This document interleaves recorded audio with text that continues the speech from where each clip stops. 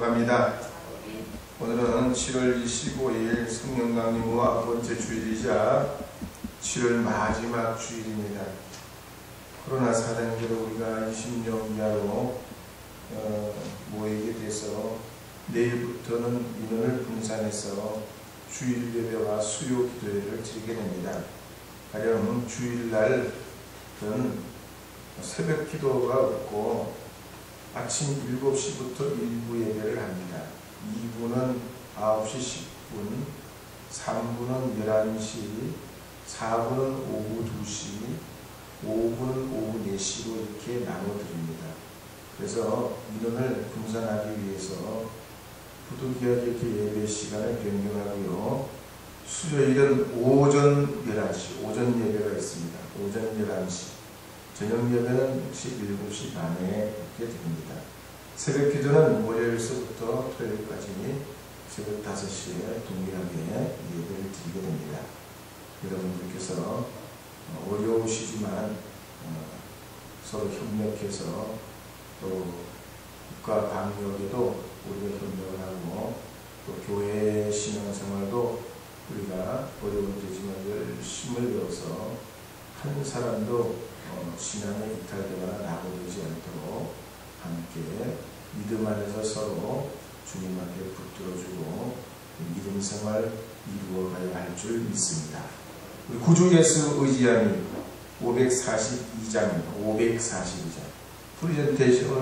프로젝트가 오늘 아침 1부 예배 때 고장이 났어요. 전등이 나간 것 같아요. 그래가지고 프로젝트가 지금 안 됩니다. 여러분 찬송가 542장 1절 2절 부르고 간주하고 4절 부르겠습니다.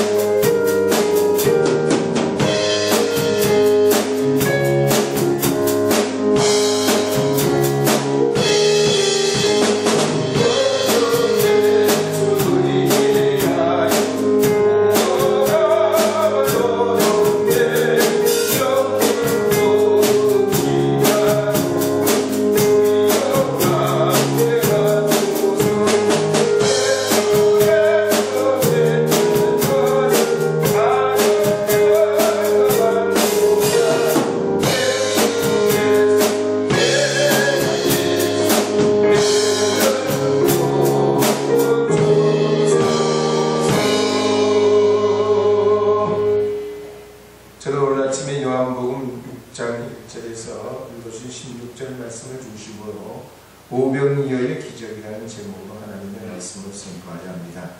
요한복음 6장 1절 2절 말씀 함께 찾아서 읽으시도록 하겠습니다. 요한복음 6장 1절 2절 말씀입니다. 함께 읽겠습니다. 그 후에 예수께서 디비라의 갈릴리 바다 건너편으로 가시매 큰 무리가 따르니 이는 병자들에게 행하시는 표적을 보았음이더라. 아멘. 신약시대는 갈릴리 바다는 예수님 사역의 중심지였습니다. 그런데 주 20년경 헤롯 안티파스가 로마 황제 티베리우스를 기념하기 위해서 디베랴라고 하는 신도시를 건설하게 됐습니다. 그래서 갈릴리 바다를 디베라 바다라고 부르게 됐습니다. 요즘도 정권이 바뀌고 대통령이 세워지고 시장이 세워지면 뭔가 사람들이 보라는 듯이 무슨 사업을 하고 도시를 개발하고 건설과 건축을 그렇게 하는 것처럼 로마 제국 시대 2000년 전에도 그랬습니다. 똑같은 하나도 안 틀립니다. 하여튼 이 갈릴리 바다가 디베라라고 하는 이름뿐만 아닙니다. 구약 시대에는 인근의 그 지역이 긴네렛 평야라고 불렀기 때문에 이 갈릴리 바다를 긴네렛 보스라 그렇게 부르기도 했고요. 이 긴네렛은 히브리 말인데 신약 시대로 넘어오면서 말이 헬라 말로 바뀌었어요. 그래서 헬라 말의 영향을 받아가지고 긴네렛이 아니고 게넷사렛이라고 부르게 됐습니다. 그래서 갈릴리 바다의 이름이 여러 가지 몇 가지나 됩니다. 바다 이름이나 땅 이름만 그런 게 아니죠. 일생을 살아가는 사람들도 그렇습니다.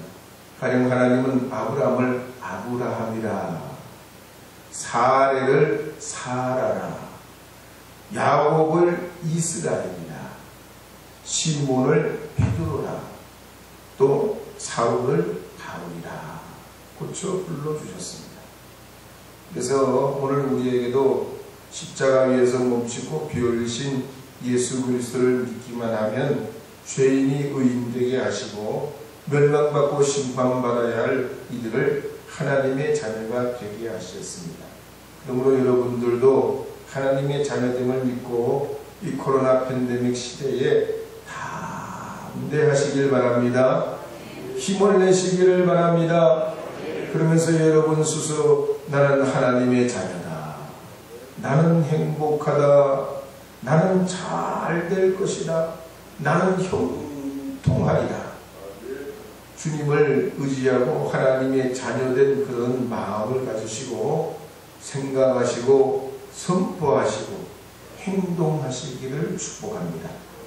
왜냐하면 신경의학계에서도요, 우리 언어 중추신경은요, 이 말하는 이 신경 말이죠. 뇌에 말을 하게끔 하는 이 신경은 모든 신경보다도 더 위에 지배하고 있다고 봐요. 그래서 임상 실험을 했습니다. 언어 치료법을 개발해서 모드 테라피라고 하는 걸 만들어서 실험을 해봤어요. 당뇨병 환자들에게 하루에 두세 번 이상 10분에서 15분 동안 시간을 정해놓고 내 혈당은 정상이다, 내 혈당은 정상이다. 여러분 한번 따라해보세요. 믿져봐야 본전이에요. 내 혈당은 정상이다, 내 혈당은 정상이다. 이걸 말하게 하는 거예요. 그리고 말하게 하는데 신기한 건 혈당의 변화가 생기더라는 거예요. 신경이, 말하는 신경이 온 몸의 모든 신경과 연결이 되어 있다는 거죠. 미국의 위스콘신주의 한 병원에서도 입원하고 있는 말기암 환자에게 적용해 봤습니다. 내 암은 치료된다, 내 암은 치료된다. 이걸 계속 시간을 정해놓고 반복해서 말하게 했습니다. 그랬더니 공포와 염려와 두려움이 줄어들면서 3주 만에 통증이 사라지더라는 거예요. 그렇지 중병에 걸리면 마음속에 그냥 구름처럼 칵 차가지고 우리 마음을 막 이게 실제 내 병보다 내 마음을 지배하려 든단 말이에요.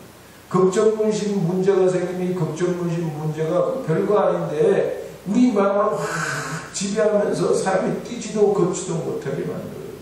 그럴 때 어떡하냐? 하나님이 나의 창조주 하나님 계심을 믿고 나는 하나님의 자녀인 줄로 믿고 하나님이 나를 잘 되게 하시고 나는 하나님의 자녀다, 하나님이 나를 형통하게 하시고 하나님이 내 사업을 복되게 하실 것이다, 주님이 내 길을 인도하여 주실 줄로 믿는다. 여러분 이렇게 선포해 주시길 바랍니다. 하나님께서 우리에게 그러면 상상 외로 우리에게 이 말의 힘과 능력을 통해서 주님의 크신 역사가 나타나게 되는 줄 믿으시기 바랍니다. 실제로 여러분 사무엘상 17장에 보면 다윗이 골리앗과 싸우기 전에 말이 이겨요. 말이 앉습니다. 너는 칼과 창과 단창으로 나오지만 나는 만군의 여호와의 이름으로 나가노라. 오늘 여호와께서 너를 내 손에 넘겨주시리니 온 땅에 이스라엘의 하나님이 계신 줄 알게 되리라. 먼저 말로 이겨버려요. 꼬맹이가 말로 이긴단 말이에요. 이기는 말을 해요. 그리고 골리앗이 다가올 때 마주 달려가면서 물매를 말이죠. 물매에다가 돌을 넣어가지고 돌려서 던질 때 이마에 박겠거든요. 여기 올림픽 선수들 보여. 올림픽 선수들.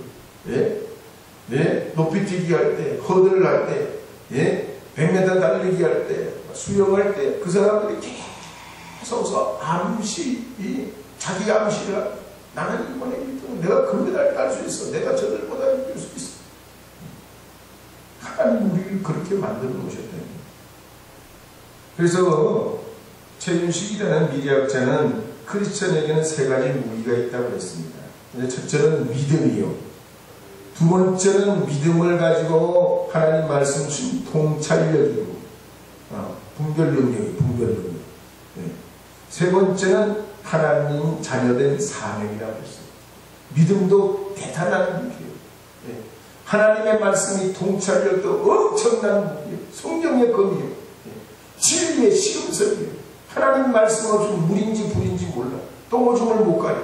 그런데 하나님의 말씀이 우리에게 무기가 돼요. 세 번째로 이것뿐만 아니라 내가 하나님 자녀됐다는 이 사명감은 엄청난 무기예요.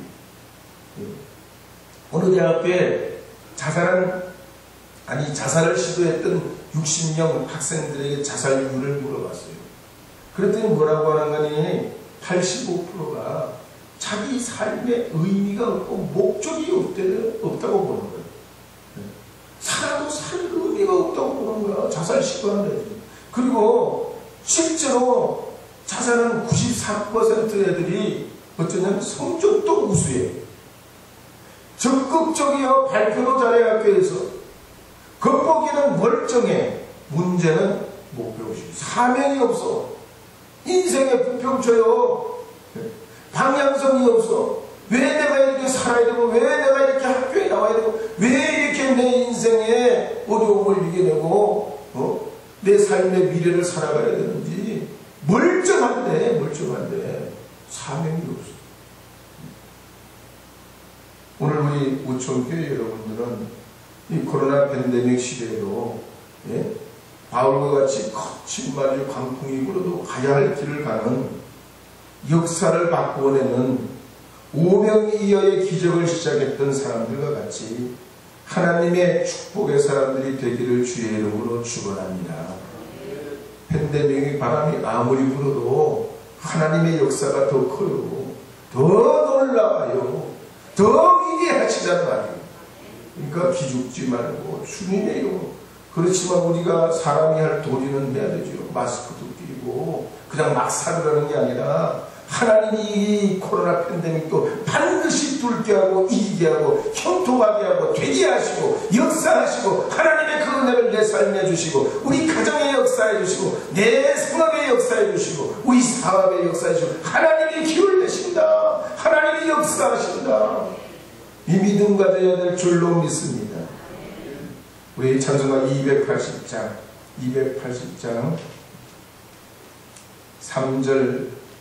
3절만 불러보겠습니다. 나 예수 의지함으로 큰 권능 받아서 천부여 의지해 280절.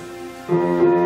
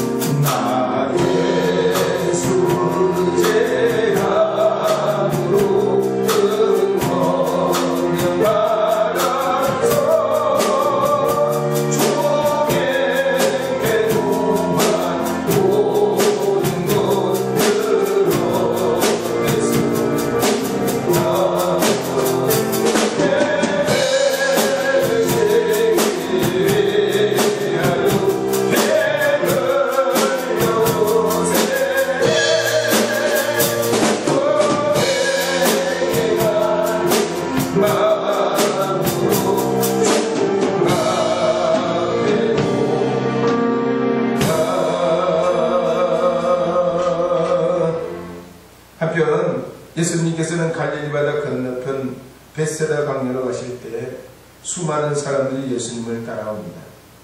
그런데 그때가 유대인 최고 명절인 6월절입니다. 6월절을 며칠 앞두고 있는데 예수님을 따라온 사람들은 허기가 져가지고 지쳐있는 거예요. 참 아이러니가 아닐 수 없어요.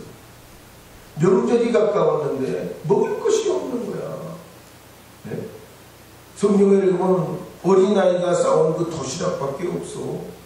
명절이 가까운데 얼마나 가난하고 궁핍한 삶을 살았는지 명절이 다가오는데도 나눠 먹을 음식조차 없어요. 그러니까 예수님께서 그들을 돌려보내시지 않고 먹을 것을 주시려 하셨습니다. 이 세상을 사는 사람은 누구나 그렇습니다. 다 결핍이 있어요. 영적이든지 육적이든지 다 부족함이 있습니다. 코로나 팬데믹으로 우리가 살려름판을 걷고 살아가는데 지금도 그렇잖아요. 꼭 우리 옆구리에 폭탄을 끼고 사는 것 같아요. 이 코로나 폭탄이 어디서 터질지. 예? 예전에는 산발선 이북에 있는 북한 놈들이 내려올까봐 맨날 그냥 불안한 소식에 오늘은 전쟁 날까 내일 전쟁 날까 요게 없으니까 또 요즘에는 코로나가 이 말이지 언제 터질까 어디서 교회에서 터질까 교회 밖에서 터질까 내가 간 데서 터질까 시장에서 터질까 어느 놈이 코로나 팬데믹을 퍼뜨릴까 보이지 않는 적 같은 것이 우리에게 있어요. 그래가지고 물가는 오르고 수입은 한정적이고 날씨는 얼마나 무더운지 물고기들이 떼죽음 당하고 코로나 때문에 피서를 못 가니까 에어컨이 2배로 팔린대요. 에어컨이 2배로. 에어컨 공장이 무지박거려요. 어쨌든 예수님 시대도 강야에 어른만 5,000명 이상이 모이고 여자아이 합하면 좁히 1만 명 이상 되는데 시간으로 볼 때는 날이 저물어가고 겨우 있는 것이라고는 물고기도 말이 5덩어리밖에 없단 말이죠. 오늘 우리 사회가 급변하게 바뀌고 사회환경과 여러가지 이런 어려운 문제가 있지만 노령화에 저출산에 양극화에 아마 이제 지금 하여튼 시간이 가면 갈수록 기후문제에 환경변화에 오염수 방류에 별의별 것들이 우리가 어떻게 감당할 수 없는 거기에다가 내년 3월 9일에는 또 대통령 선거요. 부족하고 모자라는 것이 한두 가지가 아니에요.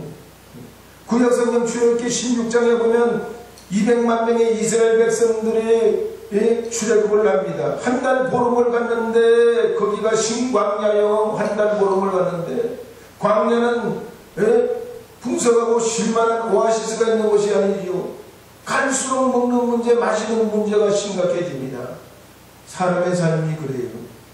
문제는 있지만 대책은 없어요. 한번 따라하겠습니다. 문제는 있지만 대책이 없다. 난 다 대책이 있고 예금 통장에 준비되어 있는데 목사님 여러분 죽음이 준비돼요? 무슨 대책이 있다고 해요? 진짜 근원적인 준비 안 돼요. 진짜 중요한 건 6개월마다 건강검진 받아도 대책이 없는 게 많아요. 우리가 어머니 앞에 태어날 때도 그랬습니다. 숟가락 젓가락 가지고 태어난 사람이 있어요. 골뱅이처럼 자기 집을 짊어지고 태어나는 사람이 있냐고요. 전기법사는 냉장고 TV를 가지고 태어나는 애들이 있냐고요. 다 사람은 문제투성이요. 나만 문제가 있는 게 아니에요. 다 까발리고 문제가 다 있어. 겉으로만 멀쩡하지. 그렇지만 오늘 이 성경을 보면 뭐예요? 하나님이 먹여주시고 채워주신다는 거예요. 하나님이 다 아신다는 거예요. 주님이 내 필요를 다 보시고 계신다는 거예요. 왜? 주님은 우리를 지으신 분이요 죽어도 살리시는 우리의 주님이시기에 누구보다도 주님이 나를 잘 아신다는 거예요. 여러분을 잘 아신다는 거예요.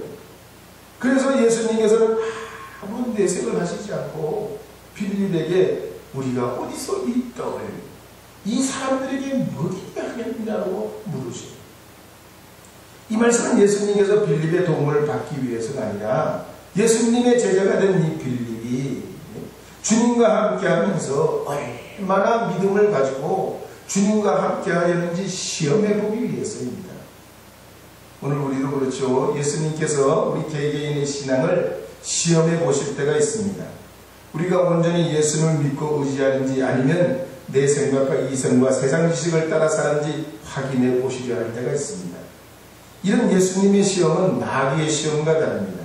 가령 마귀의 시험은 우리 믿음을 무너뜨리고 세상 죄에 빠져가지고 멸망의 나락으로 떨어지게 하는 것이 목적이지만 예수님, 주님의 시험, 성령의 시험은 그렇지가 않아요. 우리가 주님으로부터 받는 이 시험은 믿음이 더 단단하게 다져지고 신앙이 성장하고 연단되어서 하나님께서 주시는 큰 소망과 은혜의 축복의 그릇이 되도록 하기 위해서입니다. 그래서 창세기 22장에 보면 하나님께서 아브라함에게 큰 복을 내리시기 전에 이삭을 바치라고 합니다. 이 복은 눈에 뵈지 않는 복이요. 이삭을 바치고 주님께서 여호와 이레의 축복을 받았지만 거기서 금덩어리 금맥을 광맥을 본 것이 아닙니다. 물질적인 것은 아니지만 이것이 이 아브라함의 가문의 대대손손 신앙 고백이 되고 이들이 어려울 때 힘들 때마다 하나님의 그 역사가 번제까지 마칠 수 있던 그 믿음의 결단이 아브라함의 가문이 믿음의 가문이 되게 하고 복의 가문이 되게 한다. 출애굽기 15장에도 보면 이스라엘 백성들이 홍해를 건너가지고 수르 광야를 3일 동안 걸어갈 때에 마라의 쓴물이 나옵니다. 하나님은 거기서 그들을 시험해요. 그 쓴물 가운데 하나님이 죽이려고 그 광야로 빼내왔겠냐면 하나님은 그 광야로 나오게 하실 때는 그들을 살게 하시려고 가나안 땅에 가게 하시려고 꺼내왔는데 우리를 죽인다고 원망하고 있었단 말이죠. 또한 사세기 2장 21절에도 보면 이스라엘 백성들이 가나안 땅에 들어가게 될 때 주님께서는 그 이방 민족을 다 모조리 쫓아내지 않았다고 그랬어요. 하나도 안 쫓아냈다고 그랬어요. 그 가나안 7 부족들 말이죠. 그 가나안 7 부족들 회개망치하고 더 좋은 자리에 선점하고 산지에 서느라고 농사짓기 좋고 살기지는 그곳에 먼저 정유하고 있는 그 원주민들 하나도 안 쫓아냈다고 그랬어요. 왜 안 쫓아냈냐? 하나님의 도를 지키나 지키지 않나 시험하시려고 했다고 했어요. 그러므로 우리가 시험을 받을 땐 무조건 두려워할 것이 아니라 이 시험이 누구에게서부터 왔나 분별해야 됩니다. 그리고서 마귀에게 온 것이라면 예수 이름으로 물리치고 주님으로부터 온 것이라면 하나님이 나를 연단하시고 복되게 하시는 줄 믿고 감사하면서 믿음으로 나가야 하는 줄로 믿습니다. 그런데 요한복음 6장 7절에 보면 빌립은 그렇지 못하고 이렇게 대답합니다. 7절 함께 읽어보도록 하겠습니다. 빌립이 대답하되 각 사람으로 조금씩 받게 할지라도 200데나리온의 떡이 부족하리이다.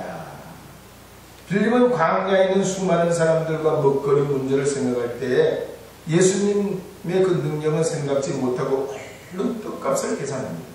그랬더니 모인 사람들이 허기를 면하려면 적어도 200데나리온은 있어야 합니다.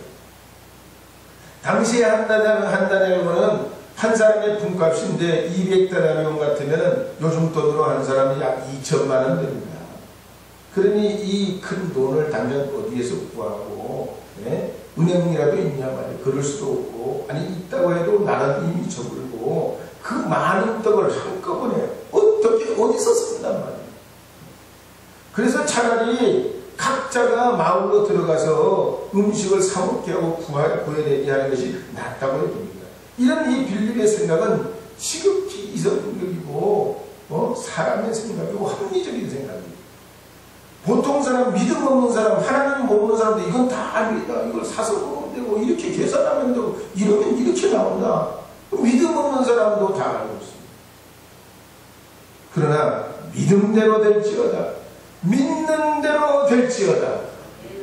이 믿음대로 될지어다는 예수님의 말씀과 비교해보면 빌립의 생각은 함량미달이에요. 함량미달.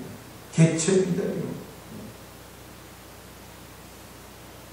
그런데 베드로의 형제 안드레는 그렇지 않았습니다. 이 안드레는 예수님과 빌립의 대화를 듣고 사람들 사이에 쫓아다니면서 먹을 것을 찾아봅니다. 그랬더니 어떤 아이가 보리떡 5개와 물고기 2마리를 가지고 있는 거예요. 이걸 찾아내서 예수님께 가져옵니다.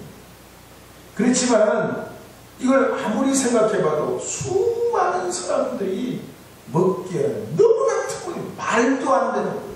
그래서 안 되는 예수님께 요한복음 6장 8절에서 9절을 보면 이렇게 말씀드리는 내용이 나옵니다. 8절 9절 말씀 함께 읽어보겠습니다. 제자 중 하나 곧 시몬 베드로의 형제 안드레가 예수께 여짜오되 여기 한 아이가 있어 보리떡 5개와 물고기 2마리를 가지고 있나이다. 그러나 그것이 이 많은 사람에게 얼마나 되겠사옵나이까. 빌립은 계산기를 두드려 보면서 포기를 해버렸지만 이 안드레는 어떻게 합니까? 자기가 할 수 있는 최선을 다해 음식을 찾아내고 그런 다음에 그 현실을 가지고 예수님 앞에 내어놓게 됩니다. 그랬더니 예수님께서 안드레가 가져온 이 보리떡과 물고기를 받으시고 10절 11절에 보면 이렇게 말씀합니다. 6장 10절 11절입니다. 예수께서 이르시되 이 사람들로 앉게하라 하시니 그곳에 잔디가 많은지라 사람들이 앉으니 수가 5,000명쯤 되더라. 예수께서 떡을 가져 축사하신 후에 앉아있는 자들에게 나눠주시고 물고기도 그렇게 그들의 원대로 주시니라. 예수님께서 이것을 축사하시고 50명 100명씩 모든 별로 잔디에 앉게 하고 떡을 떼어 하늘을 우러러 감사기도 드리시고 제자들에게 나누어주게 하셨습니다.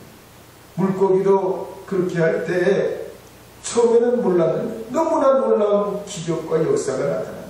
분명히 사람들이 원하는 대로 음식을 나눠주는데 떡과 물고기가 부족하지 않고 여자와 아이들까지 다 먹고도 12가구들이나 남게 됐단 말이죠. 그러니까 예수님께서 안드레가 믿음으로 내려오는 이 하찮은 음식으로 하나님의 기적을 나타내신 것입니다. 방송국에 보면 정규방송을 편성하기 전에 시험 제작하는 프로그램이 있습니다. 그러니까 이 프로그램을 내면 잘 될까 안 될까 시험적으로 한번 내보는 거죠. 그 프로그램을 파일럿 프로그램이라고 해요. 항공기에도 파일럿이 있죠. 비행기를 원하는 목적지에 도달할 수 있도록 방향을 정하고 항로를 설정하고 속도를 조절하는 역할을 파일럿이 합니다. 동계올림픽 중에 봅슬레이 경기 보면 두 사람이 답니다. 앞에 한 사람, 뒤에 한 사람. 이 봅슬레이는 말이죠. 엄청나게 빠른 속도로 미끄럼틀을 달려내려가는데 앞에 타는 사람이 파일럿이 이 사람이 방향을 정합니다. 다른 곳으로 이탈하지 않도록 이 파일럿이 잘 조절을 해야 됩니다. 그러니까 안드레가 영적으로 보면 믿음의 파일럿 역할을 합니다. 빌립은 계산기를 놓고 막 두들겨 보니까 고민이 되고 불가능이라고 판단을 하는데 안드레는 막 현장을 쫓아다니면서 그 여직을 찾아내고 가능성을 가지고 예수님께 말씀드립니다. 안드레에 이은 긍정적이고 적극적인 신앙자서는 결국 수많은 사람들의 상황을 완전히 바꿔놓는 기적의 출발점이 됩니다. 우리의 신앙생활에 있습니다. 믿음의 토대 위에서 기적이 나옵니다. 이성을 초월하고 환경을 초월하고 인간의 상상을 초월하는 기적은 믿음 위에 놓이게 될 때에 생겨나게 되는 겁니다. 그래서 우리가 수시로 맞게 되는 여러 가지 일들을 바라보면서 믿음과 이성의 갈림길에 있을 때에 주저하지 말고 믿음으로 결단해야 기적의 역사가 나타나 하나님이 하실 줄 믿어야 돼. 인간의 계획과 생각으로는 한 걸음 한 발자국도 디디기가 어렵습니다. 그러므로 이 아침에 나오신 여러분들은 주님이 우리에게 상상할 수 없는 믿음의 은혜를 베푸시는 줄 믿고 오늘 이 오병의 이어의 기적을 통해서 하나님의 방법으로 이 시대와 우리의 어려움과 미래를 이어가는 줄로 믿고 믿음 오병이의 기적의 주인공이 되는 하나님의 사람들이 다 되시기를 바랍니다. 여러분 특별히 하나님께서 지어주셔서 우리 우천교회 모든 권속들이 이 팬데믹 시대에 주님의 그 거룩한 역사가 여러분의 삶에 생업에 사업에 직장에 일터에 가정에 하나님 오병이어의 큰 역사를 나타내어 주시기를 주의 이름으로 다시 한번 축복합니다. 기도하도록 하겠습니다. 하나님 주님의 은혜와 그 사랑으로 저희들이 오늘도 이 거룩한 예배를 통해 하나님의 사시고 역사하심을 작은 물고기 2마리, 떡 5덩어리로 5,000명이 먹고도 남는 기적을 나타내신 사시는 생명의 떡이신 주님을 우리가 이 시간 기억하고 우리 삶에서 이 팬데믹 시대에 승리하는 믿음의 사람이 되기를 원합니다. 복의 복을 주시고 우리 우천교회 권석들은 다 하나님의 축복의 나라에 참여하는 오병이의 기적의 주인공들이 되게 하여 주시옵소서. 예수님의 이름으로 축복하며 기도합니다. 아멘.